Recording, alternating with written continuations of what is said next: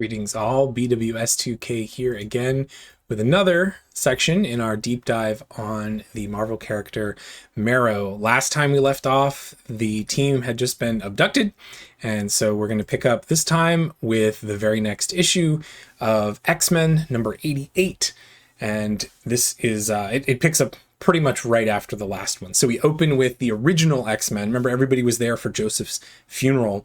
The original X-Men, Cyclops, Jean, Beast, and so on, they're searching the Danger Room and finding no trace of those who disappeared. In a place where their minds and senses struggle to make sense of the abstract, warped reality around them, teleported there by Ejulb, who is an octid. So the rest of the team is there, the ones that were abducted. Marrow is there, and Marrow moves to defend Kitty against an alien attack. So just to kind of clarify, they're in this other dimension, and Professor X describes it as, because he's used to like using astral projection and stuff, he's used to thinking in more abstract terms. So the things that everyone is seeing, it's like how their brain is interpreting what's going on around them, because it's just an other dimension. It's totally not used to, or totally not something they're used to. So, and that explains what's about to happen. Marrow jumps, and there are creatures there, and they're attacking, and so one of them moves to attack Kitty, and Marrow jumps in and says, "Stand back, Shadow Kitty, it's bleeding time." But everyone's powers are like, they're not calibrated. It's not that they're not working, they're working, but like they're working too well, or not exactly correct. Nightcrawler's powers, whenever he teleports, instead of him teleporting, or maybe in addition to him teleporting, I don't know, it wasn't clear, but like this multi-tentacled monster thing comes out of his portals and like starts grabbing people, which is obviously not part of his power, right? So everyone's powers a little bit are wonky. And Gambit throws cards, 3 charged cards that end up hitting Marrow instead of the monster or the creature or whatever. And this knocks her out and seriously injures her. Like she's out, she's down for the count. There's other stuff going on. Storm banishes all of the stuff for a little bit, which leaves the team alone on sort of this outcropping. The whole thing was like floating outcroppings in a void. A creature or an entity called the Tryon appears, and Tryon is kind of like, if you're familiar with Juggernaut gets his power as being an avatar of Sidorak. I think that Tryon is like parallel to Sidorak, like another being who is like Sidorak, I think, if I understood it correctly. Ejulp is the sort of alien being that brought them there, and he says that Juggernaut is in their dimension, and they need the X-Men's help. And the reason that they knew about the X-Men was Black Tom Cassidy is there, and he kind of explains that he's the one who told everybody, who told Egypt's people, the Octids is what they're called. He told them about the X-Men and how they had defeated Juggernaut before. He explains how Juggernaut had become possessed, which is a little bit of a reference to a story that was kind of going aside these main stories. Like I said, there's just so many stories going on. But basically the Juggernaut Kane had like lost his power. He found a new gem and used that, but it ended up being like kind of a trick. He ended up being possessed by this other entity, Tryon thing, or well, not Tryon, but like some other entity whose sworn enemy is Tryon. And so now it's trying to use Juggernaut to destroy Tryon and Tryon's dimension. Okay. Whew. A lot of not Marrow content here. And actually Juggernaut ended up punching through dimensional barriers and like traveling through dimensions to get here. Okay. So Kitty, Wolverine, Nightcrawler, and Xavier, Xavier, who's in astral form. So he leaves his physical body because he's like stronger that way, because whatever. And they end up tracking down Kane, and then Wolverine is like about to fall. The astral form of Xavier catches him, and then they like merge. And so it's like Xavier is in Wolverine's mind, which is where you get the cover from, kind of the split Xavier and Logan. And then also Storm is like in this protective trance because she's experiencing this vision, which I think is from the Tryon or about the Tryon. I'm not super sure. Again, there's a lot of moving parts, and they're just not relevant, so there's no need to go deep diving in that direction. This issue is still Alan Davis on the plot. We've got Casey on the script. Marrow's story has taken, this is my notes, Marrow's story has taken a dramatic turn. All right, she's just been really badly injured. And Gambit is actually carrying her around, but the story itself isn't really focused on that. It's more focused on Storm and Juggernaut and Xavier and Wolverine and so on. Marrow being injured is a thing that gets acknowledged, but it's not a huge deal yet. It's going to have its finale, so to speak, or its crescendo in a little bit, but it's going to take us a little bit to get there. Just a note on this that I came across as I was reading the script before recording. So the name of this this creature, this alien entity or whatever, is Ejulp, Ejulp. And I was like, that's got to be something. That's such a random name. But if you back up one letter, so I was like trying to think of, is it an anagram? But if you back up one letter from each one, it's Ditko, which is Ditko. And Steve Ditko is a very big name in Marvel Comics. And then I realized that the name of that species, that race, is Octid, Oktid, which is Ditko backwards. So as far as I know, Steve Ditko had nothing to do with this particular story, and I don't think their Octids are in any other issues except these 2 or 3 here. I just thought it was hilarious because it's like, it seems random, and then you start digging, it's like, oh yeah, okay, all right, somebody somewhere was really getting a laugh out of this. Anyway, I thought that was cool. So the next issue is 369, Uncanny X-Men 369. And they did this a lot, by the way, if you haven't picked it up. They would do something that crossed over with X-Men and Uncanny X-Men and kind of swap back and forth, which is interesting because I think some writers had, well, I won't even talk about that yet. So in this issue, all we really get to hear about is that Gambit talks about Marrow needing serious medical attention. They end up freeing Kane, Marco, and Ejulp sends them all back to New York City. But the sort of final panel, the big twist at the end, is they look up in the sky. Wolverine smells that it's not quite right. They look up in the sky and there's 2 moons, or they see 2 celestial bodies. It's not actually New York City. Davis and Kavanaugh on that one, not much more to talk about. So this is X-Men number 89. The team is scouting the area, kind of figuring out where they are, looking for medical supplies. Storm once again mentions that Marrow is a child, which is something that we talked about before, kind of like sometimes she's portrayed as a kid and sometimes not, and so on. She and Logan end up meeting Spider-Man. And earlier Kurt met Thunderbird. And it all seems kind of off, which of course we know about because of when they looked up in the night sky.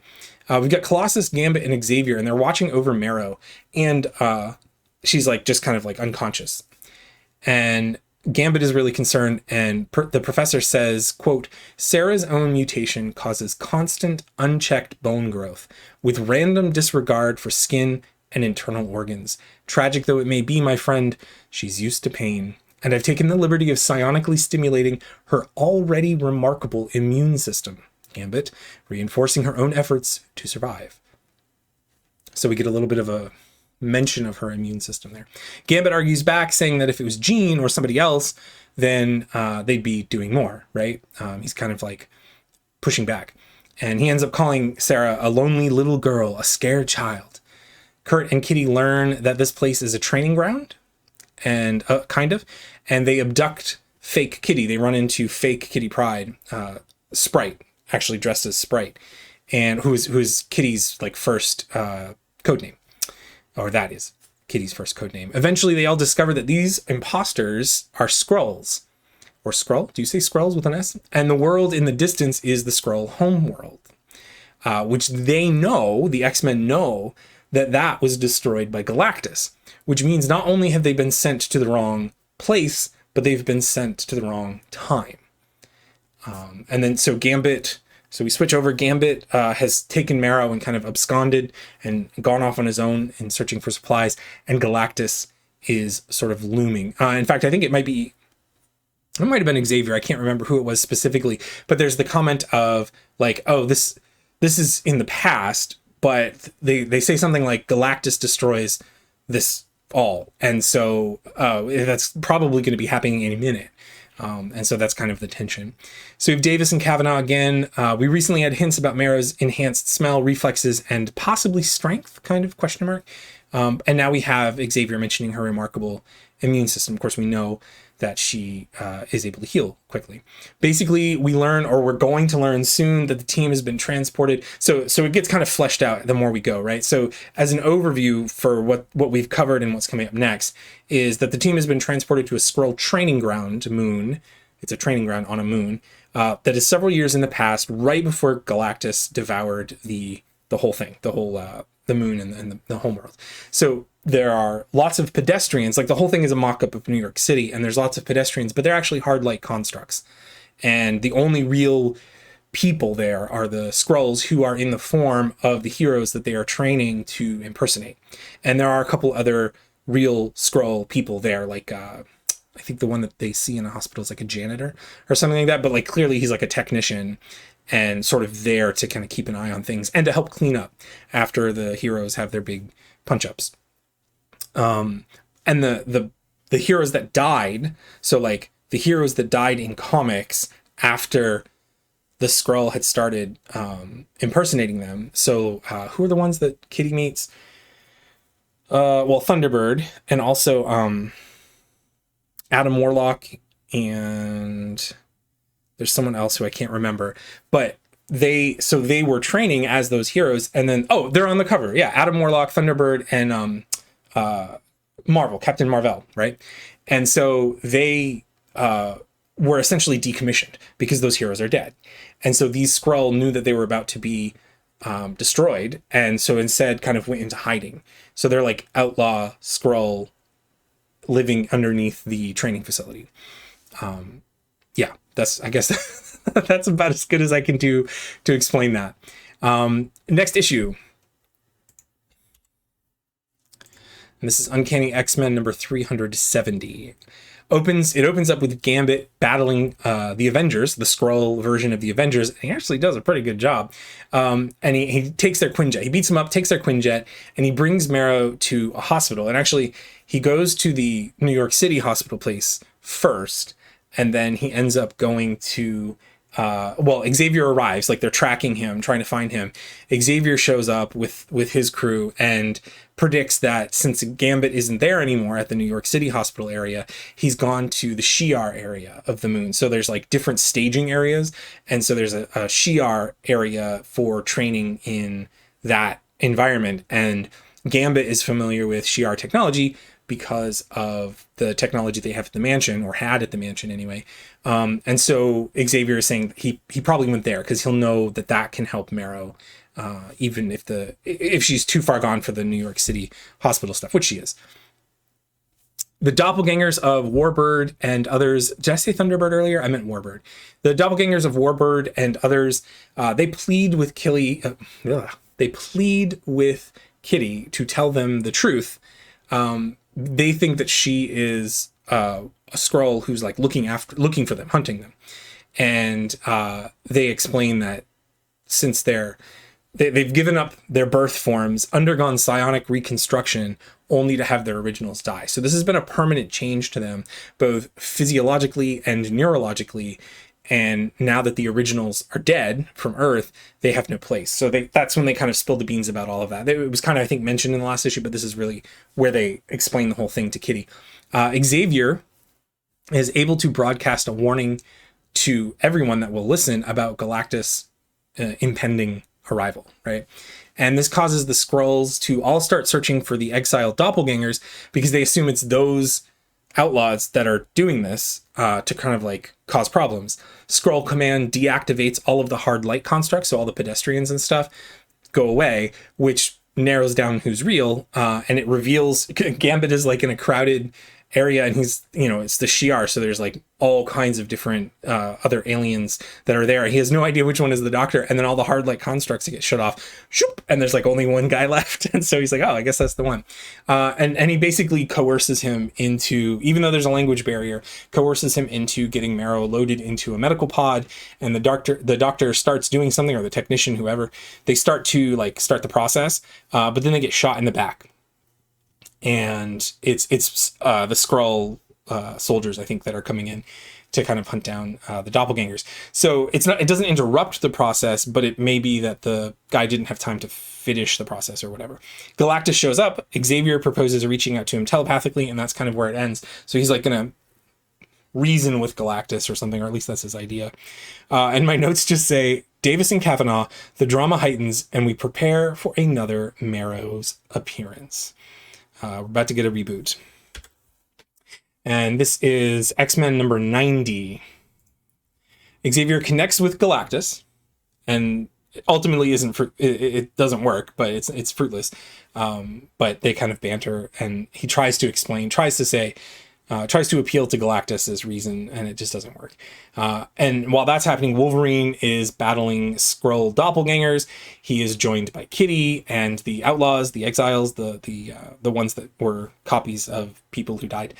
Remy almost falls defending Marrow's med pod to those soldiers who came in, and he says, played my heart in hurting Sarah once before. The massacre that took her Morlock kin away from her happened in large part because of my selfishness. Now she's got no other family but the X-Men. I won't let her down again. But she bursts out of the medical pod and shoots little bone spines like needles at the Skrull, and they run away. Gambit remarks on her new look and how controlled her power seems to be, to which she just smiles and responds, quote, I feel wonderful. Before perishing, like as everything is falling apart, Galactus is doing his thing. Before perishing, Adam Warlock touches Kitty's head and to give her a gift, which is he kind of like imparts on her the wisdom or the ability, the knowledge to fly a Skrull ship, which she does. And she picks up the others, and they watch as Galactus devours the world and its moons. So they do rescue everybody. Everybody's in the ship, but they don't have supplies. They can get to Earth, but it will take a while, and they don't have the supplies to last them that long. So Kitty plots a lengthy course that will bring them home just as they left. So knowing that Galactus did this, for some reason, I think it's 7 years, but I may be making that number up, but it's several years before. Like they've been sent several years in the past. So they know the dates. Kitty is able to like make sure that the trip home takes the right amount of time. And then she deploys a stasis field that just keeps them sort of frozen in place and alive and life functioning and everything. So for them, it's just a simple passage of like 1 second or something. But it actually is them flying throughout the cosmos back to Earth. But they actually arrive a little bit too early, and they see, and I mentioned this in the other video, they see Magneto's power emanating from his base and Joseph and Astra approaching. It's that whole, the main event of what was happening when Joseph was killed. And so they talk about stepping in and stopping Magneto this time, saving Joseph. But as they're talking, their ship is struck and they falter off course and everybody is kind of like knocked out. So in fact, they are unable to change history. My notes, Davis and Kavanaugh, again, it never really gets explained if this healing of Marrow is like her, if it heals her second heart, or if this is her true mutation and it had somehow been corrupted or compromised in the Hill dimension or anything at all. She was injured, she was healed, and that's the explanation. And actually, Editing BW is going to throw up some pictures as we talk about just some really cool shots of Marrow, and I think this is where the first one will be. So we move on and we talk about an issue of Wolverine, number 140. It takes place after everyone has landed, and Marrow is just arguing in the beginning with Xavier about continuing to press on her training. She says, quote, no, I've had enough. Everyone else gets to go out and have fun, and all I get to do is more of your pointless exercises. I'm not a child, Xavier. Stop treating me like one. I handled myself fine alone, and I can do it again.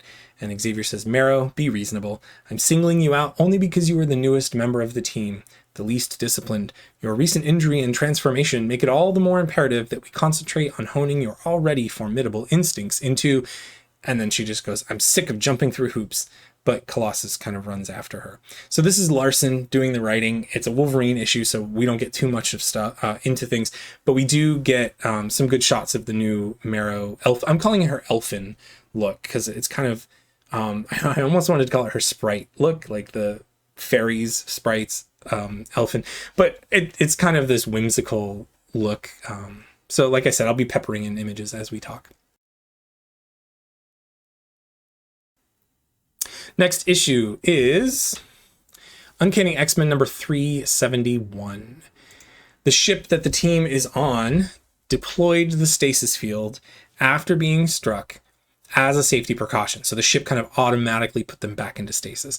And now Xavier and the others wake up 8 days later. Incidentally, the Wolverine issue is kind of like, some of the stuff is flashbacks. We see a brief scene where Machine Man is captured by S.H.I.E.L.D. for its parts to be used in the Deathlock program. Marrow is admiring her own reflection, and she says, I'm just so different. Without random bone growths popping out all over my body, I look, I don't know. And Colossus says, beautiful. And he says, it's the artist in him to notice beauty. And she responds, really? I mean, coming from a hot bod like you and all, Colossus. I mean, you think? It changed a lot more than just her physical appearance. She's personality has changed. And he asks if she doesn't agree, and she says, I guess, but it makes me kind of nervous too, Pete. One minute I'm fighting monsters in that whacked out magic dimension, and the next thing I know, I wake up like this, surrounded by Skrulls. And it's like it's like a dream or something. I could just wake up again any second, and it'll all be gone. I spent my whole life dealing with my mutation, with the way it made me look. I was a real freak before, but I knew it. I knew exactly who I was. But now, and Colossus makes note of this once they land at Muir Island, that the damage, Colossus makes note of, once they land at Muir Island, the damage that's on the ship. And it looks like it's from more than just a magnetic flare from the Joseph versus Magneto thing. And later on, we're going to learn, I'm just going to tell you now, but later on, we're going to learn that it was the Skrull that attacked them and replaced Wolverine as a Skrull. That's just going to be happening. Spoiler, deal with it. One of Fury's bosses, so we have this cutaway that keeps cutting away to S.H.I.E.L.D. One of Fury's bosses detected the ship landing and they sent out a scouting party. Gambit tries to apologize to Marrow on the flight home, but she says it's okay. She says, quote, I feel good, seriously good. All the pain's gone, just gone. And I swear, I never thought I could feel like this. Kinda right, almost. Complete. Like, maybe this is how I was meant to be. I think you did a lot more than just save my life. And she kind of like cozies up to him. And then we see that the S.H.I.E.L.D. scouting party lands and they get ambushed by a techno-organic being similar to Douglock, or it is Douglock. I don't know. I didn't really follow that story thread because it was kind of like not with what we're dealing with. So we have Davis and Kavanaugh still. Elfin Marrow is in full effect. And she still has the jagged font, which is awesome. I love that jagged font. But she's obviously less rude. And she's obviously not in pain. And the bone growths don't seem to be so random. The line that she says about her being who she was meant to be feels like some writer prerogative. Just kind of inserting that in there. But all right. That's fine. Moving on. So we have X-Men number 91. X-Men number 91? Yeah, X-Men number 91. Rogue, who is dressed for the occasion, like she's all dressed up to meet Remy and everybody when they get home. They went to Muir Island first, and now they're coming home. She's hoping to mend things with Gambit. Excuse me, I did remember my water this time, too. I got to remember that every time. She meets them as they disembark, and Marrow is smitten with Remy, and she's all smiles. And she says to Rogue, yo, girlfriend, this is how you know, like, what? This has obviously changed more than just like your bone growth. Anyway, yo, girlfriend, it's me, Sarah. Didn't even recognize me, did you? Can't blame you. Don't I look amazing? It's so cool, Rogue. I swear I should have died up there, wherever. But my favorite Remy here risked everything to save me. And Gambit just says her bone growth is just more controlled now, less random, and without the pain. Kind of like explaining to Rogue. Upon cursory examination, Wolverine says that alien healing pod changed her, Storm. It don't take super science and comparative x-rays to see that. The kid's better for it, outside and inside, now that she ain't got random bone growths punching through her guts all day. And she does appear better than ever. And she does seem like she has more control over her power when they're like studying her or like giving her the any medical exam. She makes her fingernail grow out. I thought it was her finger at first, but it's actually her fingernail grows out to like 6 inches long and then forms teeth like on a comb out to the side. And she does this in like 2 panels. And then she like tussles Gambit's hair with it. And you know, he gets surprised by that and everyone laughs and chuckles. And it's like the end of a He-Man episode where they all just laugh together, right? It's revealed that Red Skull is controlling Douglock and has taken over the helicarrier with Kitty, Kurt, and Colossus having boarded the helicarrier to investigate. So they're kind of all doing their own thing, tracking down Douglock or not Douglock or whatever. Davis and Kavanaugh doing this issue as well, and now we see the new version for Marrow in all her glory. But is such a drastic change really a good thing for the character? I'm not convinced, but again, we'll talk about it later. There's a lot of stuff that I have notes that I want to discuss once we've gone through all the issues, and so I'm sort of inserting these phrases and things, but we're going to talk more at length about some of my thoughts on the character once we finish going through everything. All right, next issue is actually a Gambit issue. This is Gambit Annual, number 1, and he's doing his own thing. And again, there's lots of stories going on. We're not going to talk a whole lot about the other stories except where it's relevant for our context. So a text box about Marrow says, her body generates bone extensions that can be removed and used as weapons. And she and Remy are sparring in a simulation that looks like it might be actually one of the tunnels, like a Morlock tunnel. But one of her bone daggers, and this is actually the opening panel, one of her bone daggers impales him, but it doesn't kill him. She says to Xavier, don't look at me. I'm just starting to figure out how my powers work. And later we read of the Mutant massacre. It says, quote, mutant genocide because Sinister felt them unfit. And that's kind of a recollection that's happening. So we had talked about it being set in those terms and that parallel being made. And here somebody is very specifically pointing out that that's essentially what was happening. Marrow doesn't know of Gambit's role in the Mutant massacre, apparently. Quote, Marrow, who wasn't there, wonders why don't they ever talk about it in front of me? What did Gambit do that was so bad that they judged him so harshly? Haven't some of them made questionable decisions too? Geez, didn't they take Marrow into their group? She was a human-hating terrorist when they first met her. She doesn't ask. She just does what Beast wanted. A thin bone projection in the wall pad to create a contact point that opens the sealed door enough for Rogue to pry apart. And that last part doesn't seem like it fits with the first part, but she is not thinking this. This is in exposition boxes, but it's what she is thinking about as she's sort of crawling through tunnels. They're basically trying to track down Gambit. Or they're investigating where he was in Antarctica by himself when Rogue left him there after the mock trial with Eric the Red. He was left in Antarctica by himself, which presumably is where he picked up this green energy being thing that is helping him not get killed by Marrow's bones.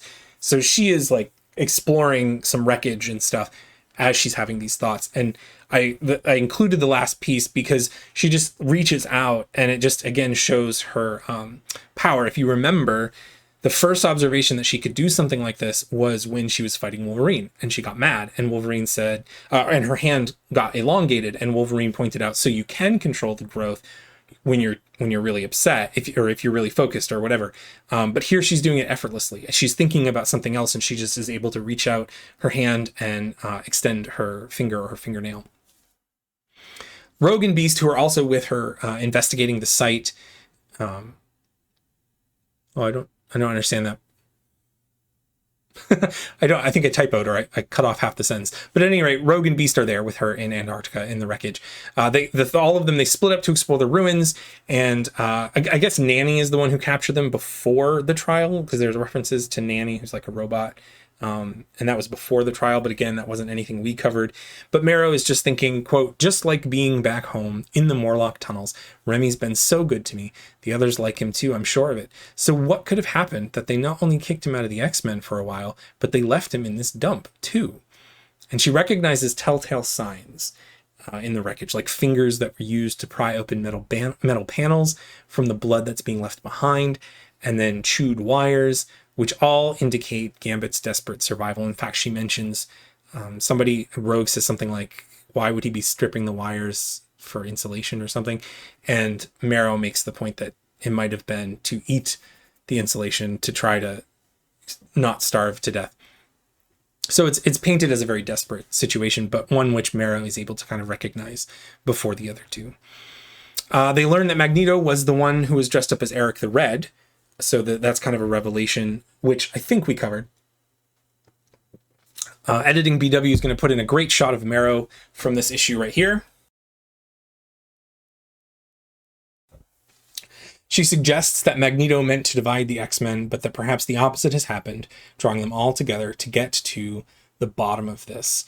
And I think we mentioned it before during the trial. Well, maybe we didn't. Yeah, because at the end it's revealed that it's Magneto. So this isn't news to the reader. It's just news to these characters. And Marrow just kind of makes the suggestion that he must have been trying to break us up, but the opposite thing has happened. So we have Nicieza, a name that we are familiar with, who is doing the writing here, but it's a Gambit issue. So the bulk of the story is about Gambit, and he's kind of possessed by this green energy being and stuff. But the Marrow content is nice to have, even if, I'm not a big fan of this elven version in a lot of ways. It's still a neat character. It's just, it just doesn't feel like Marrow. She has these like bone gauntlets, which look really rad. Apparently she doesn't though know about Gambit in the Marauders. So we've discussed that before. We're not going to harp on that. They're kind of playing it like Marrow is kind of crushed on Remy, has a crush on Remy. But it feels more like teenage infatuation, and like they kind of want to use that as a wedge between Rogue and Remy, more than really ever bringing it to fruition, and kind of play the tension up, knowing who Gambit is. But I will share with you, there is never a giant revelation. Like, you would think reading these issues that they're building it up to be like, someday Marrow's going to learn about this and she's going to be ticked. That just never happens. And it may have been planned. It just never happened. All right, next issue, Uncanny X-Men 372. Xavier is pushing the team really hard, which he's been doing since they landed. He's been kind of a jerk about it. And he notes to Storm that Marrow's control has improved. He says, quote, Marrow is exhibiting significantly greater control of her bone growths since our stay on the Skrull homeworld. Have you noticed any other unusual behavior? I'd like to run some further tests without delay. And then later on, you clearly enjoy far more capability and control than any of us suspected. And I witnessed definite distortion of your arm during that final barrage, the ulna and radius bones both elongated, demonstrating almost fluid qualities. So he's having the whole team in the danger room, just like fight, practice, constantly. And that's what that's in reference to. He asks Marrow if she's ever tried reabsorbing the protrusions, pulling them back in. And she tries, and it almost works, but it hurts. She can't, and it's too painful for her.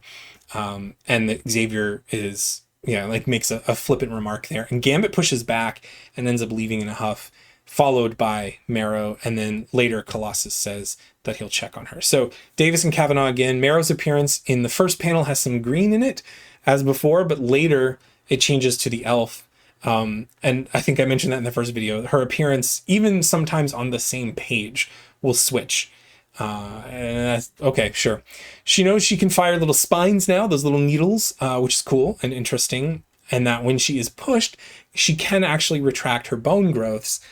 And my notes just say, this is an entirely different character now, right? Because it's such a rewrite of the character, and so much of what the character, it would be like saying it would be like having a story where Cyclops gains control of his optic beams, which at this point I'm sure has happened at least 3 times or something like that. But like, if they rebooted him, if he ended up injured or got hit on the head or jumped out of a plane with a parachute on fire again, and then somehow was able to control his beams, that would change so much about the character. He doesn't have to wear the ruby visor anymore. He can control the direction of the beams. I think Vulcan could do that, right? Didn't they do that in Deadly Genesis? I don't remember. But it would be so... Cyclops' power is literally pushing people away. And that is reflected in his struggles in the personal life and in his values and who he is as a leader. And then to change something so fundamental about him you would be justified in saying, okay, but you just didn't like the old Cyclops and you've made an entirely different character and dressed it up in a Scott Summers costume. And I feel much like the same thing has happened here, which is fine. Writer's prerogative. I'm not personally offended in any way. And I certainly don't mean to be throwing shade on a personal level. It's just that the character has changed so much just in this time that we've gone through all of these issues.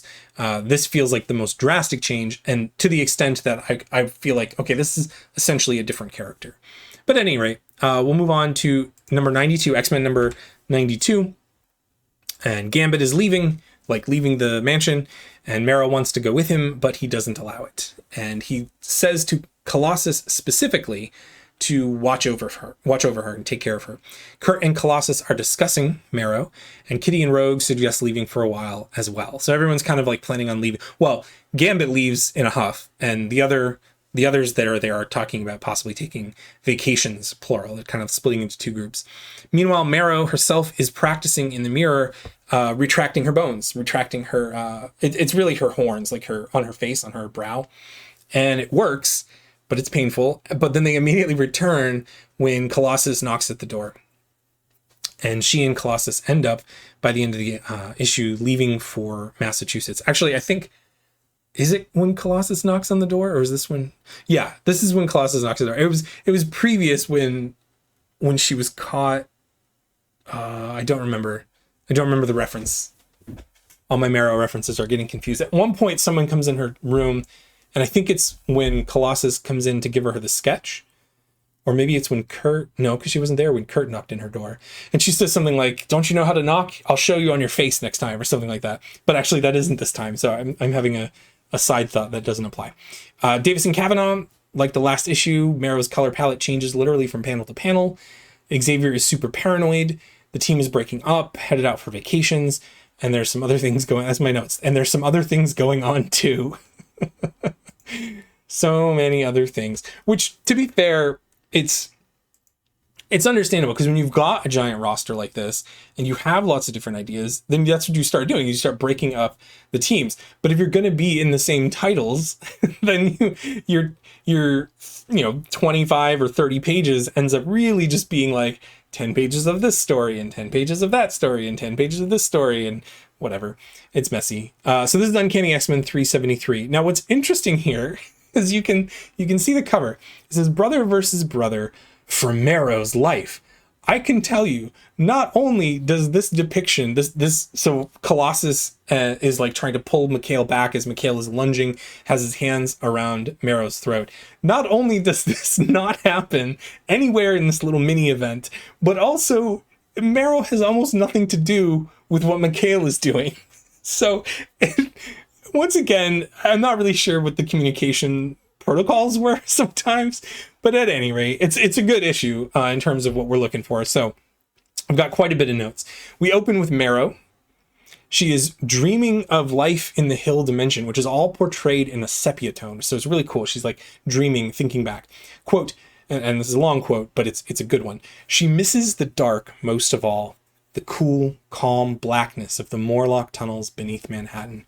The shelter of soft, silken shadows. Constant and comforting. They concealed young Marrow and her outcast mutant kin from the world at large until the massacre and the flood. Then out of nowhere, there was light. To save the Morlocks from extinction, Mikhail Rasputin opened a portal to another dimension and led the desperate group, many of them children, to a world completely different from the one they knew. Arid and harsh, there were no shadows in which to hide, no tunnels in which to dwell. Every sunrise brought battle, every day saw blood spilled, and hope was only glimpsed from far, far away. As months passed on Earth, years flew by here. The children of the Morlocks grew to early adulthood and christened themselves Gene Nation. Here, one learned to fight before one could walk, or else did not survive long enough to walk. The harsh lands ruled by Mikhail Rasputin were their crucible, a gauntlet of opportunities to earn a place in the service of their mad savior. They did not know why they had to fight. After a time, they no longer cared. In the darkness of Mikhail's mountaintop citadel lay salvation, however temporary, however much an illusion, for it was the chance to live a night in peace. That became their goal, and the only pathway was demanding battle. Blood, battle, blood, battle. So Marrow wakes up, and this, by the way, as all of those, it's like 2 or 3 pages that all that we just read is displayed on, and it shows her struggling against the indigenous creatures, presumably, or maybe it's just other Morlocks, and then kind of like it's describing, the visuals fit the verbals there, let's say. So she wakes up and she's clinging to her blanket, and this is kind of interesting. She's clinging to her blanket in the corner of her room. She's not on the couch, she's not on a bed, she's sleeping in the corner. She remarks, looking in a mirror, quote, "I can't exactly control my bone growths yet, but my mutation doesn't control me now either. I'm changing in more ways than one. And what I can't admit to anyone else is that it scares me. She and Colossus shows up. They discuss things. He's like doing some painting and stuff. And we read, quote, till the others figure out whether or not there's even going to be an X-Men anymore. Figures too, since as I started counting on you chumps. And she's kind of just remarking about how now that she's finally become part of the team is breaking up. Later, she's talking to herself in the mirror again as she's flicking an image transducer on and off, like so it masks her appearance holographically. She says, quote, I know what I'm not, that's for sure. And whatever else I was guilty of before, I was always honest, brutally honest. I liked that about me. She tries and succeeds to retract her horns. It completes her look as she wears slacks and a turtleneck, which presumably hide the other bone growths, or she's pulled them in as well. They go together to see a painting in Boston. They're in Boston. They go to see a painting of Illyana, though there appears to be a regular vision of Mikhail there as well. Like some of the night security guards talk about a ghost who's been showing up there in front of that painting. So while they're there, Marrow runs into a young man named Zone, because of course his name is Zone, right? Hot boys in the 90s were named Zone. He flirts with her, he calls her Red, and he mentions her sexy voice. And Mikhail is actually observing the Illyana painting remotely and sees Peter, Marrow, and the young man Zone continue to talk, but she loses control and bones start bursting out, and he calls her a freak. She runs to the bathroom, opens the bathroom window, but then she switches on the image inducer, and an officer, a security guard, comes in and is like, step aside. And she says, oh, the animal left that way, like out the window. And so she kind of is able to dodge that. So she gets back out. Colossus's relationship to Illyana is almost being paralleled, both in language and both being shown and told, that the relationship there is kind of like that of him and Marrow in a sense. The pair of them are taken into a portal that shows up, and Marrow recognizes that they are in the Hill dimension. She doesn't call it that, but she knows where they are. And she thinks that she sees Callisto in the distance, like running down the hall. So she runs off after that fake Cal or vision. Mikhail, sporting some kind of scaly scar, and you can, well, it's not really clear on the picture here, but like the left side of his face, up where his eye is kind of like scaly, scarred, something like that. He reveals himself to Colossus and indicates that they can together bring back Illyana. And I did, like I said before, I did a lot of back reading to try to figure out what's going on with Mikhail and what his deal is. And there's a couple things that have probably stuck out if you've been paying attention so far. One, in the intro, where was it? To save the Morlocks from extinction, Mikhail Rasputin opened a portal to another dimension. That's what Marrow is dreaming and thinking about, which she would. But we know that that wasn't the case. He wasn't doing it to save them from extinction. He was doing it to... it happened. Mikhail was essentially trying to drown them all, and they ended up in the Hill dimension. Was it something he did on purpose? So there's an important question, because we've covered that the ceremony opens the portal, right, in that Storm miniseries, and his power is over like matter, like is it matter and energy or something like that? Not really dimensional stuff. The dimensional stuff, the reason he originally ended up in a different dimension had to do with the mission that he was on. But I'm wondering if someone grabbed that information and assumed that he had the power to travel between dimensions. But then why would they end up in the Hill dimension when he's flooding the tunnels? So does his power work in a way that he just doesn't understand sometimes? Or I don't know. But the point being, he basically makes a chair turn into... does he make the chair turn into Illyana? No, he makes the chair turn into something. But Colossus is like, this isn't really alive. You're just like stop motioning it, right? Like you are animating it. It doesn't have a soul. And Mikhail's plan is he's going to make Illyana, and then like Colossus is going to help him infuse it somehow with its own life, with his own spirit, because he's an artist and he can see the spirit of people or something like that, right? Okay, Davis and Kavanaugh writing, and now we're getting into the nitty gritty of who they want this character, this Marrow character, this new Elfin Marrow character to be. It's been a while since anything was mentioned about the Hill Dimension. It's refreshing in that sense to read it. But as I mentioned before, there's been this, I don't know, it's like a sense of a shift or an uplift, upgrade, scale up in the portrayal of mutants. So the X-Men kind of got more cosmic and like more of them. So the Morlock, to me, it feels like to fill their shoes from before, the Morlocks kind of got upgraded to X-Men stories status. But at any rate, this Marrow has much more control over her bone growths than before. She was exposed to Zone only when she lost control. And Colossus actually, he's like, you were controlling, like you were actively controlling that whole time. That was really good work. Because, you know, it's probably like an hour or two maybe before she lost control. And the insinuation there is that whole time she was fighting to keep her bones from popping out. Regardless of how you want to deal with this Marrow or this interpretation of Marrow or whatever, this event provides a lot of background on the Hill Dimension and her childhood. So it's really good Marrow reading for that. And even if you don't always agree with the evolution of the character, there's some really good stuff here for filling in that background. All right, moving on. 374, Uncanny X-Men 374. Mikhail describes his ability to, quote, use energy and transform and reshape matter. So that's his power, right? And he kind of describes his new backstory and how all this stuff has happened. Marrow, who is not with them, there is nobody fighting over Marrow, like the cover of the last issue. Marrow discovers her old barracks. Quote, this is where we children were kept until our powers manifested. Which is interesting because didn't she have bone growths in some of the flashbacks? So, yeah. She sees a vision of Cal talking to a younger Marrow, like when she's a kid. I don't understand. That's the day I first manifested my mutant powers. The bones that broke through my skin hurt so much. Now, I will say unequivocally that there is never an explanation given for why she is seeing this. Mikhail absolutely is real. Colossus absolutely is real. They are absolutely in real life talking to real people, right? Marrow is looking at visions.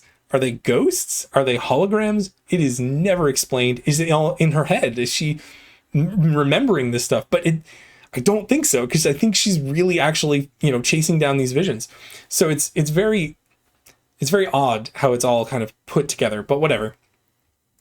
She ends up in the vision, in the flashback sort of thing that she's watching, the portrayal playing out in front. She's whisked away to the Outlands, which is kind of like the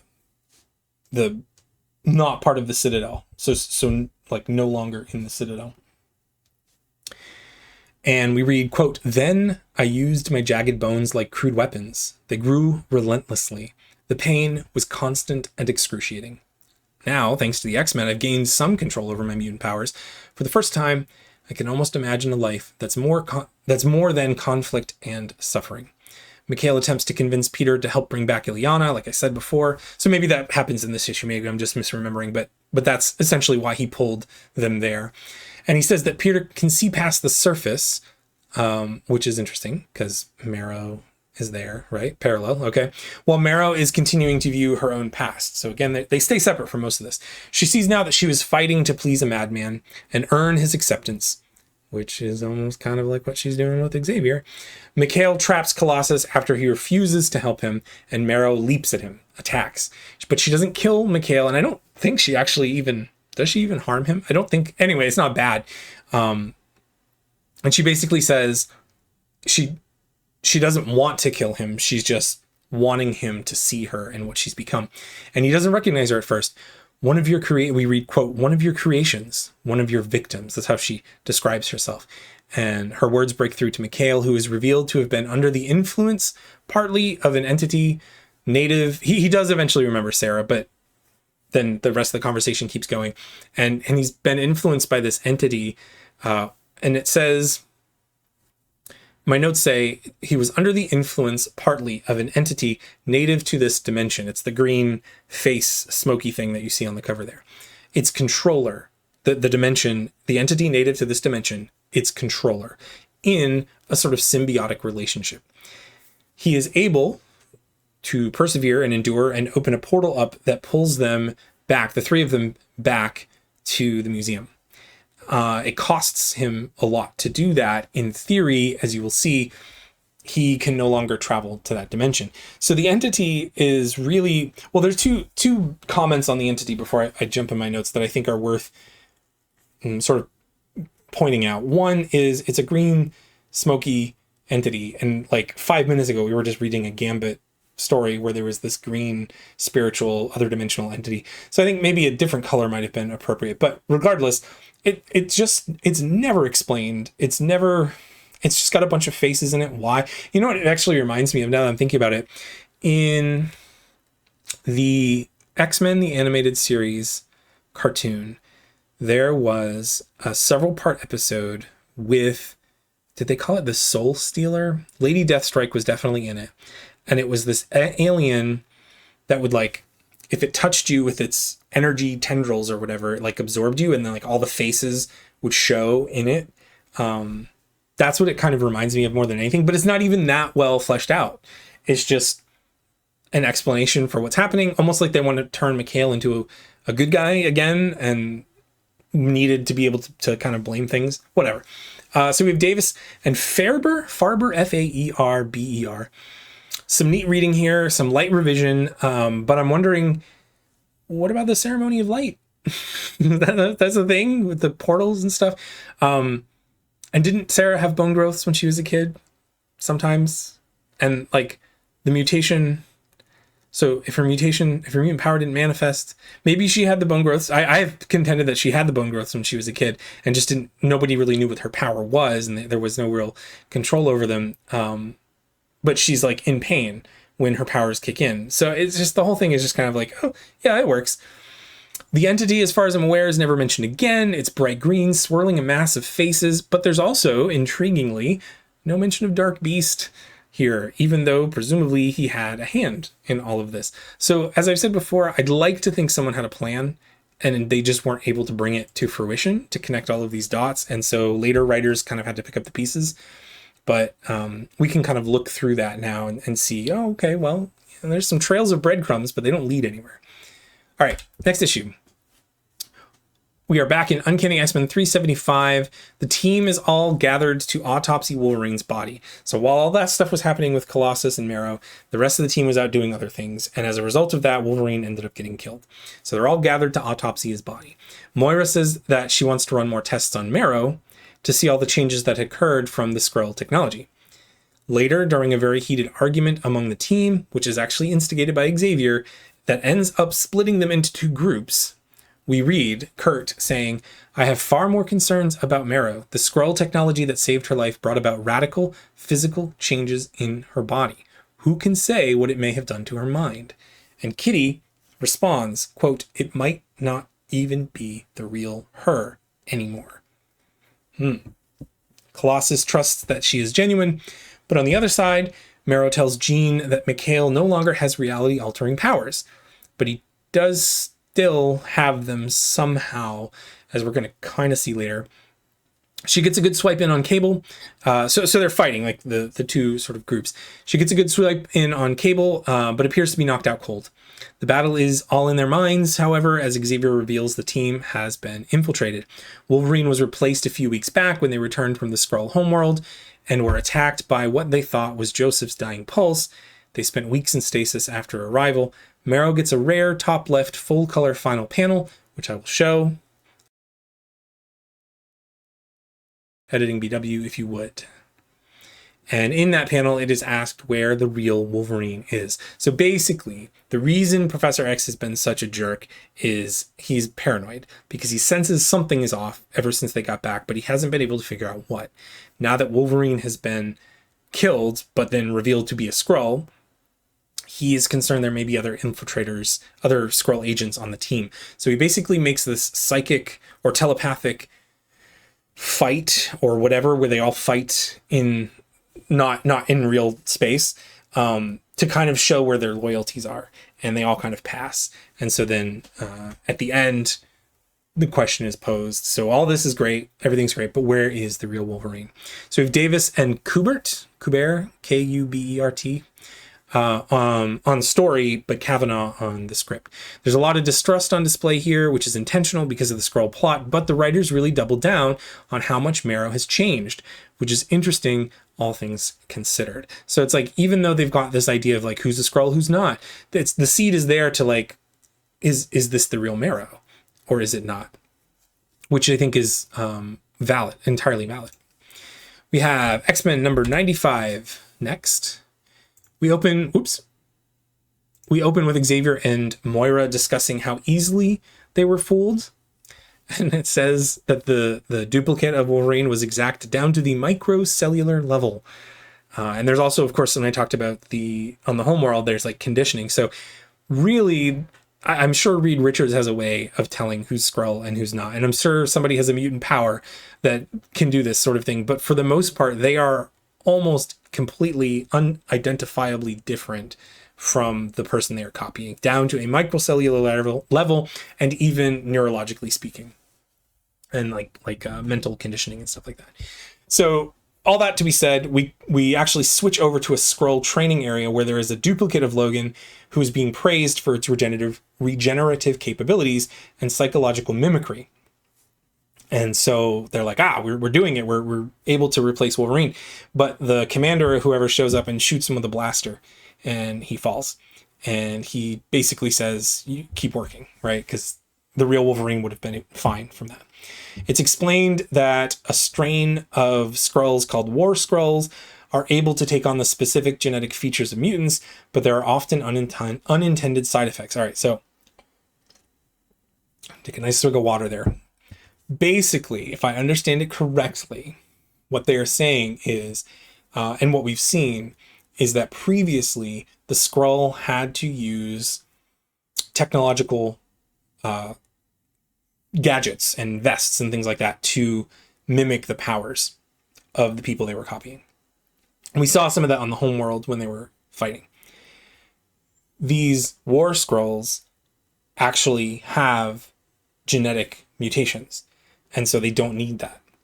But as a result of that process, there are often unintended side effects.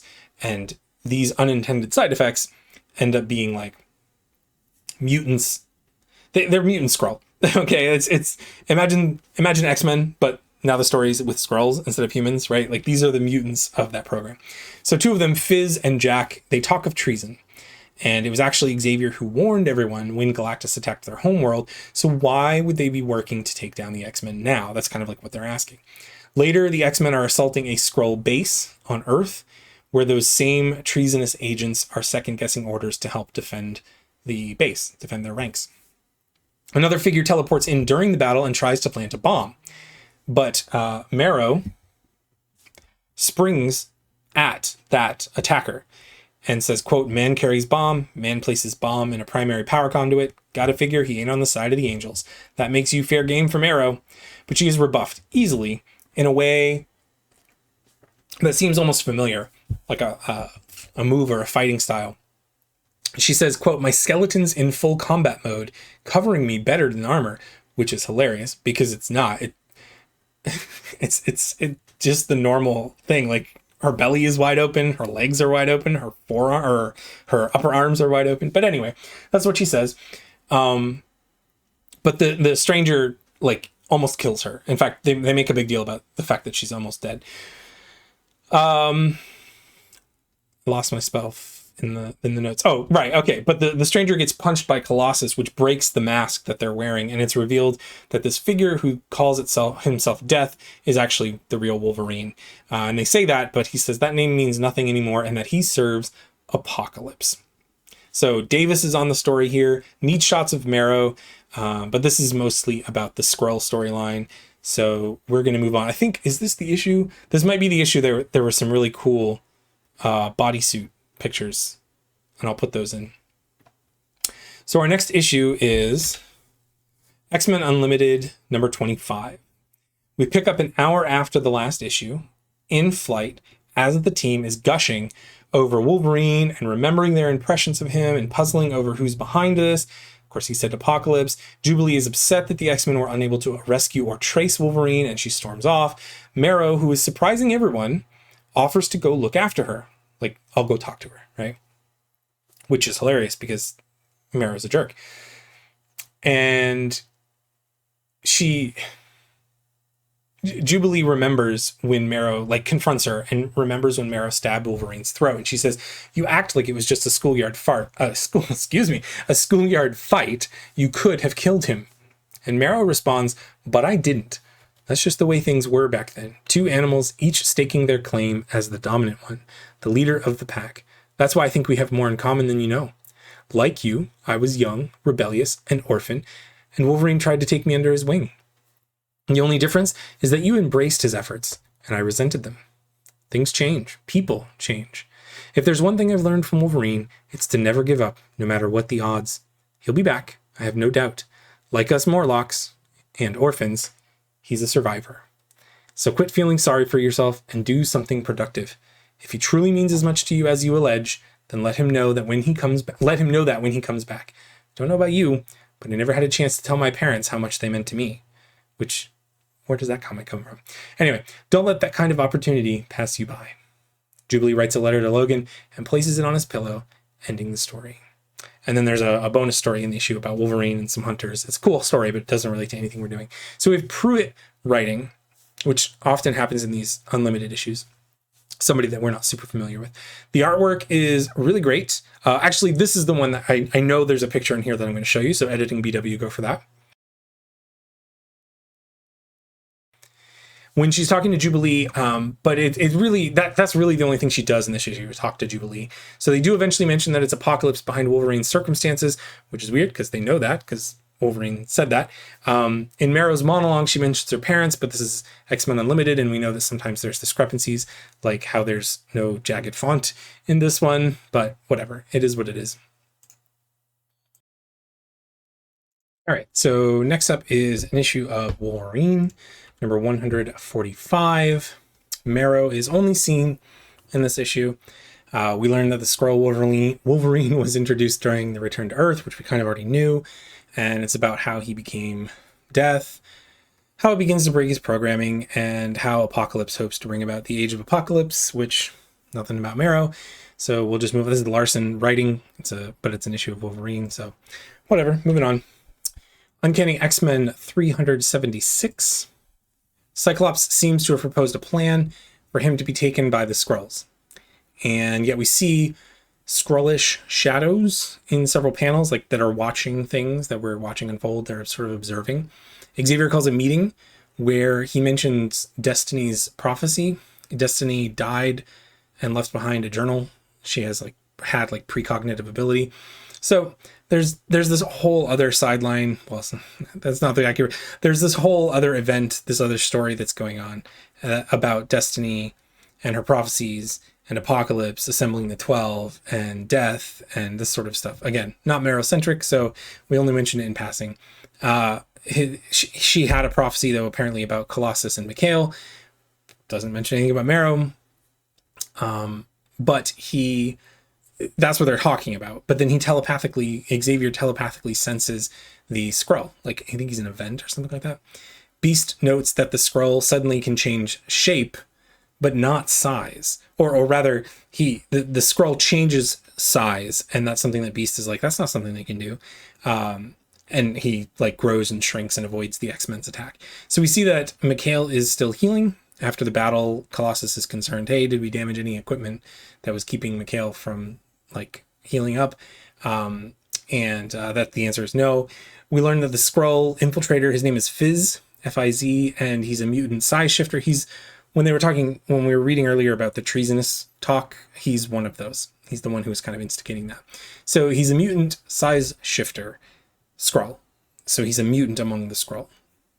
Moira says that Mikhailo is doing well, and since the entity left him, and this is just part of those inconsistencies, he can no longer visit its dimension and is merely able to manipulate matter and energy. So that ability to go to the other dimension or to travel to other dimensions has been stripped from him. Asterix.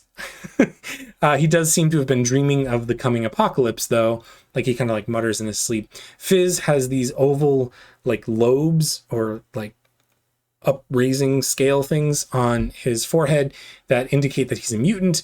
What happened was he stowed away on Nightcrawler at a microscopic size when they all escaped the training moon. So he would be slaughtered as a mutant at home. But Xavier, and that because that's what they did to the ones that they couldn't use, the mutations that they couldn't use. So he'd be slaughtered as a mutant at home, but Xavier is his hero for all that he's done for mutants, and Fizz wants to join the X-Men. Then we switch over to Egypt for a bit. The living monolith arrives, and it's confronted by a man wearing a fez who claims that he created the monolith by splicing in some of Alex Summers' DNA. They shared the energy, but now that Alex is dead, Asterix, and the living monolith has his helmet, the monolith has more power than ever. Upon hearing the list of the 12, that from Destiny's prophecy, Marrow just remarks, "I'm kind of insulted, How come I don't get to save the world?" And Jubilee says, "It gets old fast, trust me." So Davis and Kavanaugh are back. Marrow's colors change frequently. The design is nice, a solid color bodysuit with bone accents. Oh, this is the one that has the bodysuits. Editing BW, put up the bodysuits ones. So she still has normal skin tone and red hair and horns, but she kind of looks more mature. And this is the artist Roger Cruz is on this issue. I wish she had kept those gauntlets. That gauntlet look is really cool. I like it a lot.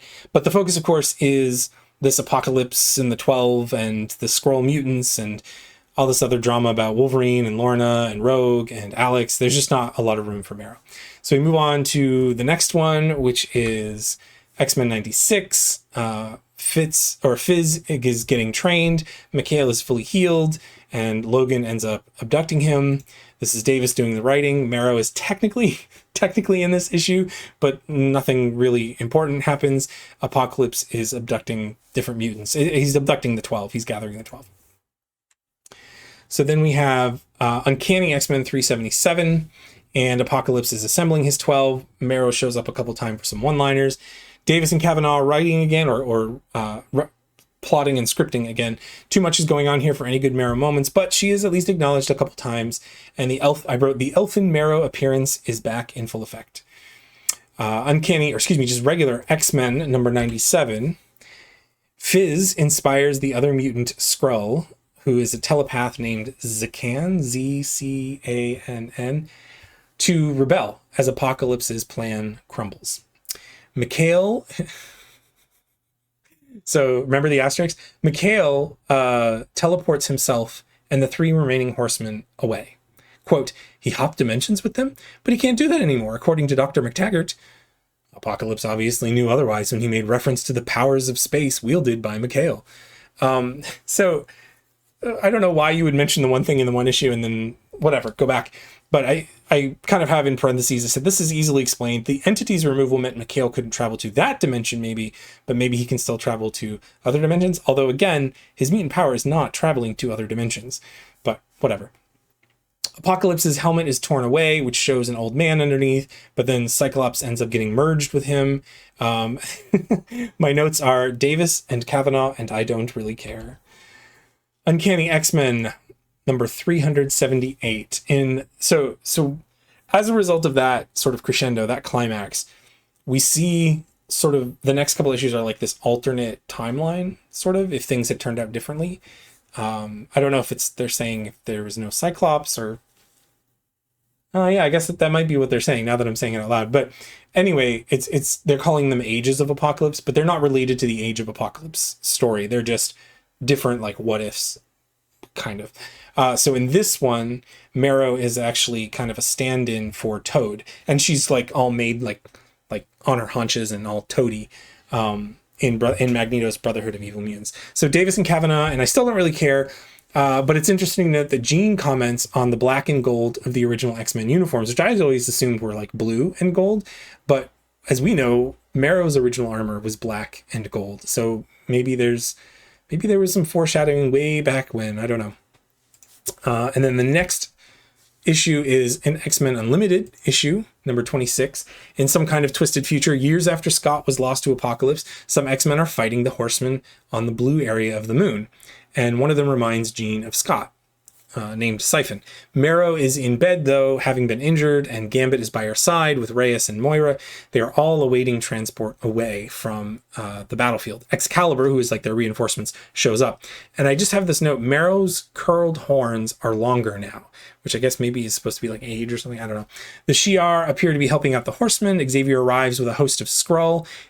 So the idea is like he left, or he's gonna leave soon, to go train the Skrull, and in this like what if scenario, he comes back with them as reinforcements, and he helped them find a home since Scott died, and eventually the bad guys leave when Jean works with Mastermind's daughter to make a convincing illusion of the Dark Phoenix, which would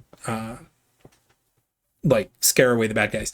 And so two of the Horsemen are taken out. I said Pruitt here, the storyteller, Pruitt and Booth, storytellers. And once again, the art is really nice, but we just don't really see any of Marrow. And there is a meta story going on, and I respect it. I just don't care about it. I know I originally said I would try to keep my biases out of these things, and I hope you understand I really did in the beginning. But like as time has gone on, and I'm going back, and I'm just like, man, I'm just remembering the hours and hours and hours and hours and hours of reading and cross-referencing and rereading, and I just don't care about some of these plots. I want to know more about Marrow. Okay. This is X-Men 98, and it takes place, this is another one of those what ifs, those ages of Apocalypse. Look at the cover here. So in the center we have Remy. Okay, this is in the future, right? So it's Remy, and then we see that that's clearly Jean Phoenix, right, with Xavier in the front. Who is next to Remy? You would think that that would be Marrow, but it's not. It's Iceman. His appearance is like that for like a couple panels in the issue. But I'm wondering if the artist, there's no reason to put him next to Gambit. It feels like there should be, that Marrow should be there. I don't know, whatever. Because in this episode, or in this issue, all the X-Men, it's called X-World. They're on this place called X-World, and it's all of the mutants across the galaxy. Okay, and it's 100 years in the future. All the X-Men are much aged, and Marrow has married Remy, and they have children, and they have grandchildren, and they have great-grandchildren on the way. Kitty seems to have passed as well, but she left children, and Rogue arrives, and she looks young, and she looks like her vibrant self, and she mentioned that she now has complete control over her own powers. And Marrow, so like Gambit's like, oh really? And Marrow kind of gives her this side eye, old lady Marrow side eye, and like puts her hand on Gambit's arm. But eventually it's all revealed to be a ruse, and they end up back in the present, though Jean does leave in the end of the issue, hinting at the notion that the ruse really was what the future might hold. And it would seem that Apocalypse has been defeated. And I got to be honest, I've read the issue, this particular issue, like 3 times now. And even in context, it's really hard to follow. It just seems like such an anticlimax. Like they're fighting Apocalypse, and they get all these alternate what if scenarios, and then they just beat him in like, you know, a page or 2, and that's it. And it's done. Like the whole situation is solved. I don't know. It felt like it was kind of a letdown. So that's Davis and Kavanaugh again. And it is kind of a cool imagining of Sarah LeBeau, right? Remy LeBeau. But otherwise nothing of note for our purposes. She's a really cool old lady. If it seems like our gal is sort of being left behind in my notes, it's because she is. And the next few issues will only make that more clear. All right. Uncanny X-Men number 379. So Xavier leaves to lead the mutant Skrull in the search for a home and training. And so we get a lot of montage-ish interviews of various mutants, or not interviews, overviews of different mutants around the world. So Xavier's leaving, and the team is like coming to grips with that, and what does that mean, and this sort of thing. And then we switch over to the X-Men playing baseball. Marrow hits a line drive, and it's right at Storm's face. But Wolverine like catches it in time on a claw. And he's like, Penny, for your thoughts. And they have this little exchange. As the team is eating lunch at like a picnic table and stuff, the High Evolutionary announces, like sort of holographically in front of them, he announces his plan to neutralize mutant abilities. And he says to them, Think of it, X-Men, a world without Magneto, freed from the threats that you have struggled so long and valiantly against over the years, freed from the oppression you and yours have faced from puberty, and some, like Nightcrawler, from birth. But Wolverine pushes back and he says, it isn't that easy, Wyndham. It shouldn't be that easy. Why stop with us? Why not eliminate racism by making everybody white? Homophobia by making the world straight? But say you're right. Mutants go away. End of their story. Doc Doom isn't a mutant. The Hulk isn't a mutant. Iron Man, the Mandarin, Thor. There's a whole raft of folks out there with powers that put us to shame. What about them? The Scarlet Witch, Quicksilver, Beast, Firestar, they're all Avengers. You think their teammates are going to stand by and let this happen without a fight? But the High Evolutionary is undeterred. He is not swayed, and the effects begin almost immediately, which we see. And like Angel's wings start to shrink, and Magneto, wherever he is, like starts to like stop being able to sense the magnetic fields and stuff. And Beast and Bobby are on Genosha, and they got there by Bobby's ice sled, so now they're trapped there. But the Beast makes this comment. He says, this process apparently involves a wholesale reorientation of the genome. It's rebuilding us into the people we would have been if there was no such thing as a mutant gene. So, and that's kind of how the issue ends. Davis is doing the writing here. We get a neat shot of Marrow, Gambit, and Rogue that probably insinuates that there's some kind of triangle between them, like we were talking about earlier with a wedge, but that's never really what we ever saw, and it's except for the in the future one. And it's never, nothing is ever really done with that. So it's not the first time that we've seen X-Men playing baseball though, right? And not the first time that the game was interrupted by a teleporter or a hologram, right? That's how Colossus brought Callisto to them in the middle of a baseball game, way back when Gene Nation was first showing up. So if I had a penny, sometimes it's funny, even though I know I've read my notes like earlier today, it's just funny to read them. If I had a penny for every time Marrow looked squeezed into a corner by the artist, because so many times, even on the covers, like it just looks like, oh, right, we were supposed to draw Marrow. And it just gets like, it's a shadow or a silhouette or like, you know, half a face. But anyway, I liked Wolverine's response to the High Evolutionary, and that's something that I'm going to mention later on, because I think it's a solid response and it's good writing. All right, number 99, X-Men number 99. We open a week later, so it's a week after the depowering, with High Evolutionary starting to doubt his decision.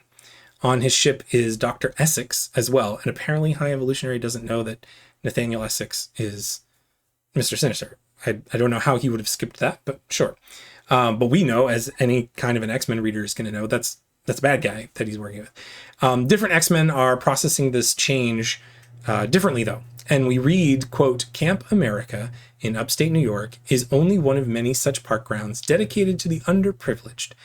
Needy children of all races, ages, and circumstances find solace in the outdoors here. And they are nurtured and challenged by volunteer mentors from all walks of life. As the mutant Marrow, young Sarah faced more of a disadvantage than most. Her ceaseless bone growths were a constant agony to her and a shocking horror to all who beheld her. But all that is behind her now, and the future never looked better. So she and Storm are there as like counselors, and it's revealed that Sarah has a dinner date with a boy named Brad. Quote, it's Brad. In case you haven't noticed, lady, he's seriously hot. Inside, I mean, in that spiritual way that you're always talking about. He sees past appearances to what really counts. He's not just looking for dollar signs or deformities. So she's like trying to like talk him up to Storm. Storm remembers their first meeting between Marrow and Storm and how much Marrow has grown. And then we switch over on Genosha. There's some mutates that are mutating further, which is kind of indicating that there may be a bleak future for all of the former mutants after all. Sinister incapacitates the High Evolutionary and reprograms all those satellites that are broadcasting this beam or whatever to affect all life towards an accelerated mutation. So big surprise, Dr. Essex turns out to be Mr. Sinister. All right, here we have Uncanny X-Men 380. So there's lots of things going on, and Marrow's few remarks can be seen as reluctant to restore mutations. And when you know what's going on, when you read it through, you're like, oh, she doesn't seem like she's really excited to defeat the bad guy this time. And so we read Kurt, who is kind of looking at Marrow from far away or across like the bay. Kurt's working on the jet. For what it is worth, he says, Sarah has grown immeasurably from her time among ordinary people, ordinaries in quotes. She has gained so much from honest interaction with others, found so much within herself. She dearly wants to retain her new, quote, humanity, but she also wants to save humanity at large, especially one particular human. And Storm interrupts and makes a comment, Brad, the boy she recently started dating, the first boy to truly see Sarah, cleansed of the constant agony and anger that accompanied her mutation, free from the ceaselessly growing bones which served as a shell. Which, okay, I mean, sure. During their assault on High Evolutionary Satellite, so that they end up going, and they end up confronting Sinister there. She has 2 knives, like combat knives, which is kind of like, yeah, I guess that makes sense. Their powers all start to return while they're there, because there's dampening fields and blah, blah, blah. One of the new men, who is like an uplifted animal, now converted or reverted back to just being a normal like iguana. Marrow is holding it up and says, just promise there's room for pets this time around though, because now that these critters are down to size again, they're all so freaking cute, I could eat them right up. Which is kind of funny because she probably has eaten lizards in her time. The final panel is of the team returning to their mutated selves, and Marrow has little curved horns growing again. All right, I'm going to take a sip of my water here, and then we're going to dive in. Okay, so this is Davis and Kavanaugh for these last 2 issues. And then apart from being just shown in a picture from Captain Marvel number 6, where Marrow is seen helping to merge the microverse in a story that I have no idea what it's about, this is the last of this version of Marrow. Chris Claremont comes back to writing the X-Men, and as best I can tell, he just stops writing Marrow. There's no explanation given. I couldn't find an interview or like a blog post or anything. He just stopped. And I know that we called the last era the Davis era Marrow, but obviously Davis kept writing. I hope you understand there's a difference between the green outfit and combat boots Marrow and this sort of elfin Marrow. So it's the double whammy of a reboot of this character and a sort of steady pushing her to the margins that really just makes it hard to slog through all of this era. But we're going to call it the elfin era Marrow, even though it's still Davis writing most of it. There are a few high points and some really cool artwork, but knowing where it all ends now, it's just disappointing to read because, like I said, you can just see, she's in shadow or she's getting pushed in, and you're like, what was going on? What were they really thinking? Big events often overshadow individual characters, and so when your favorite character is squeezed into panels already, there's just not a lot of them to enjoy. And and it's so funny. I love my notes. We'll pick up next time with an excellent issue and then sort of hobble our way through. And then I put it all capitals. Wait, because I was ready to close it there. And I was like, too angry. I was like, no, we're not going to end on that note. So we're going to cover one more issue, and it is a great issue. And it comes almost a year later. And it is Spider-Man Marrow, issue number 1. And I'll be honest, as far as I know, there's no issue number 2. It's just like this one shot. So I'm going to mention it right up front because I think it's cool knowing this as we go into the story. The writer on this issue is Scott Lobdell, who we haven't seen writing Marrow for a long time. And so I just love this idea that Lobdell's coming back. We'll talk more about that in a minute, though. So this issue opens with a full-page depiction of Spider-Man's hand holding Marrow's wrist, like trying to keep her from falling away. Her armor is depicted as the black and gold armor, which is reminiscent, it's not exactly, but it's reminiscent of the Gene Nation days. And her appearance is very savage, and you can see it in the cover there. Like it's very jagged and yeah, it's savage. She's got the pink skin. She's got sharp growths. She's got wild hair. Oftentimes her eyes are seen as white, just pupilless white eyes, though that's not always the case. And she uses a lot of third-person speech, like Marrow will, but right, it's a contraction. Marrow will say again, Webman, let go of Marrow. And Spider-Man says, you're kidding me, right? I got that you're a mutant, Marrow, but even you can't survive a fall from this height. So he's like holding her because she tried to jump off the bridge. They're on top of a big bridge. And she says, so what do you care, webman? Mine is not your life. Mine is Marrow's life. And I have a question mark in my notes about, I'm wondering if this is the Washington Bridge, because remember, she first came to this dimension through in a culvert underneath Washington Bridge. So Marrow slashes out at Spidey, which damages his web shooter, and then she falls peacefully. She's like closing her eyes, arms outstretched, falls into the water, and Spider-Man can't get her with the web because the web shooter has been damaged. That's how the issue opens, is like a couple pages of that. And then we flash back to 24 hours earlier. So if Peter Parker is at a club and he gets hit on by a waitress, and the waitress says, you don't recognize me. I'm Sarah Rushman. You were a grad student at ESU last semester. You guest lectured on transbiogenitive microtoxicology. More than smart you were. Passionate about the topic. You were inspirational. So they hit it off. They agree to meet for coffee when Sarah gets off work later, like at 10:30. She's like, I work the early shift. We can go get coffee at 10:30.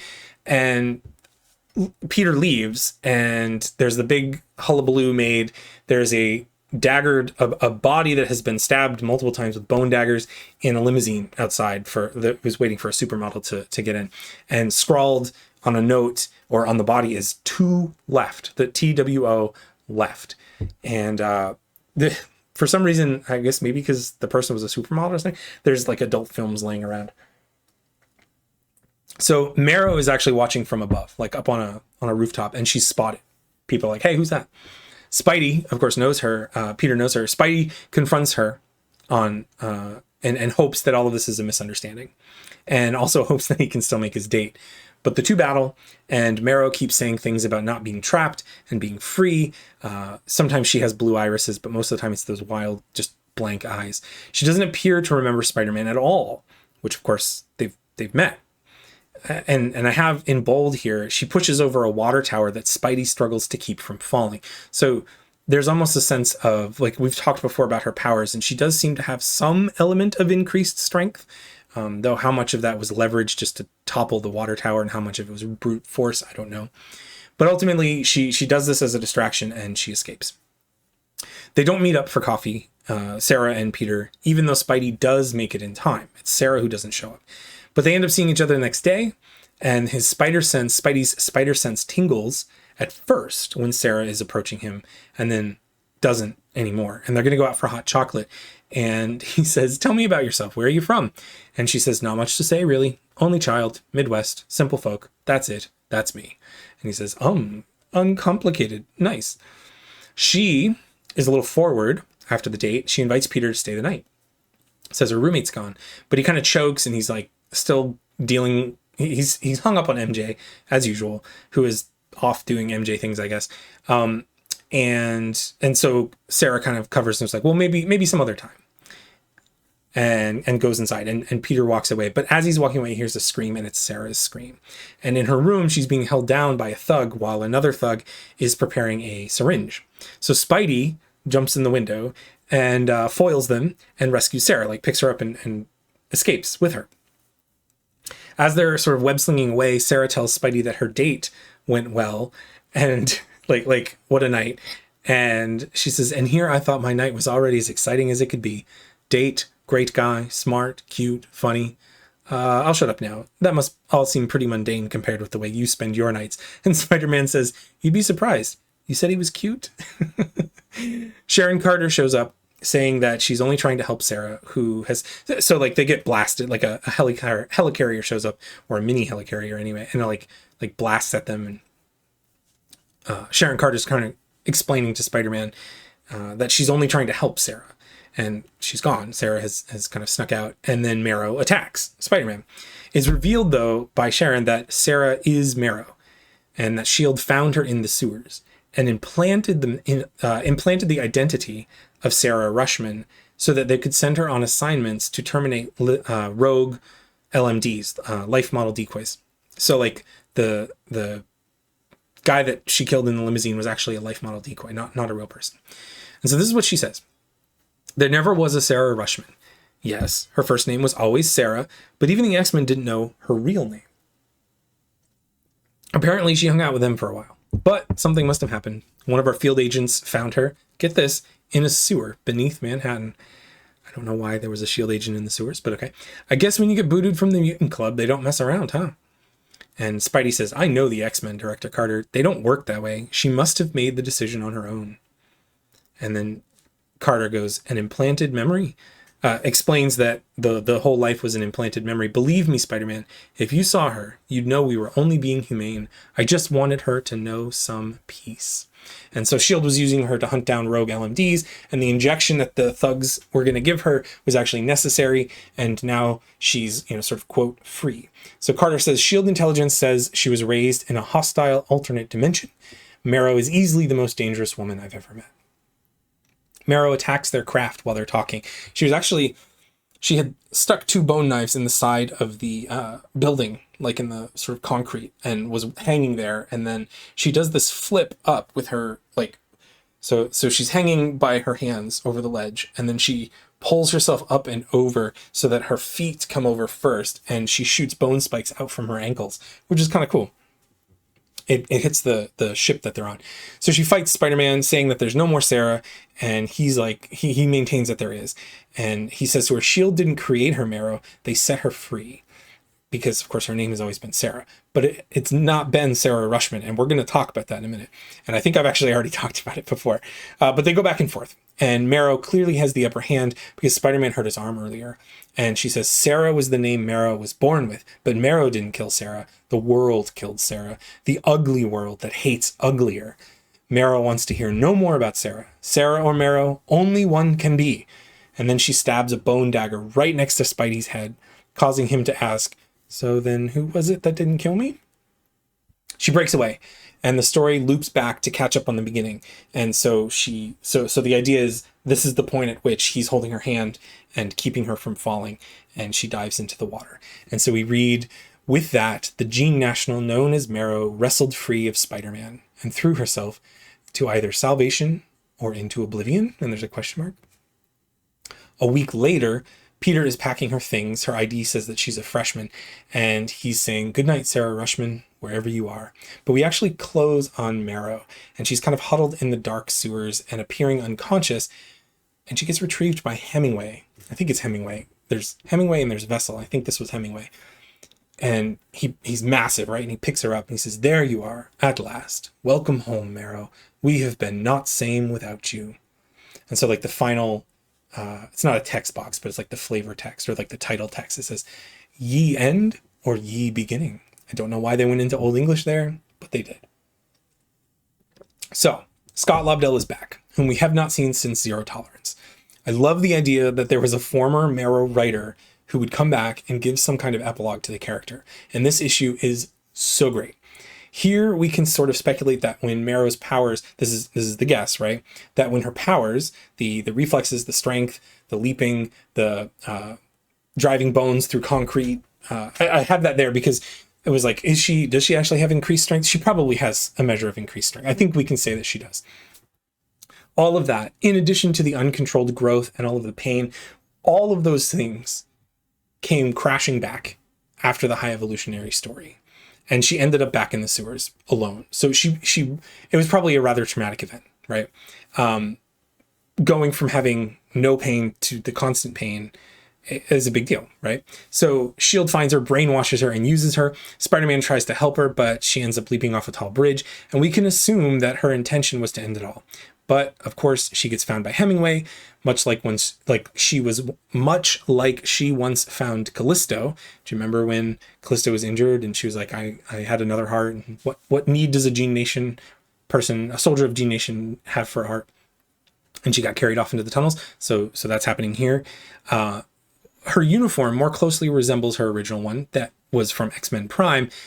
All in all, it's almost like a complete reset that brings her all the way back to Gene Nation, just in case someone wanted to pick her up later. So I just think it's a really cool sort of bookend for the character after being just dropped. She and Spidey, in terms of this issue and in a more generic sense, or general sense, she and Spidey work really well together, especially in this issue. Before, we had talked about how they're very visually dynamic, and here they have some really good banter. And the most important thing, all right, pause. I'm going to take a sip of water here.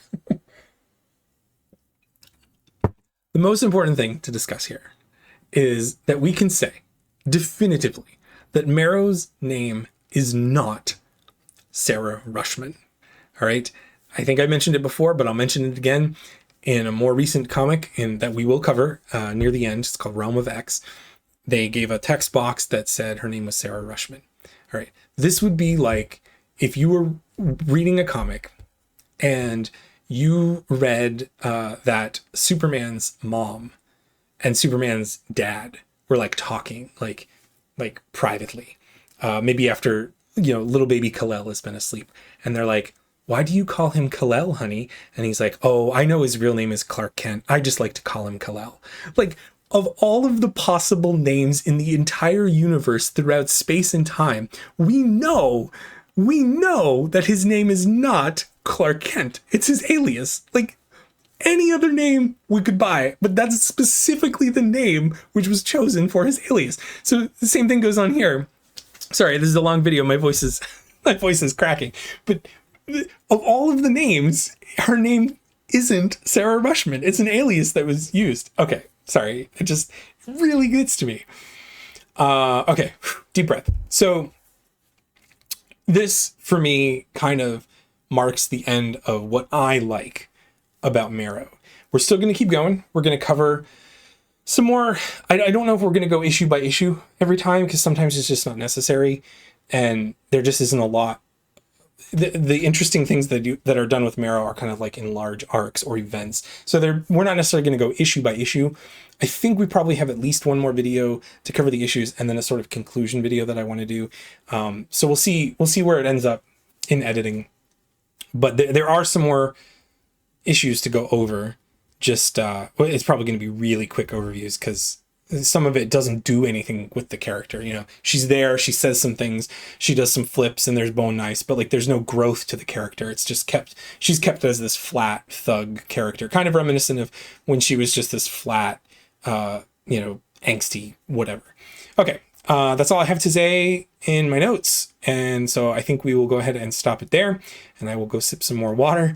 Thanks so much for watching. If you have questions, comments, observations, you can leave those down in the comments section. And again, if any of you have any connections with any of the people involved in the writing or the art, love to chat with them. That'd be great to catch up with them, on a Discord or voice chat or something like that.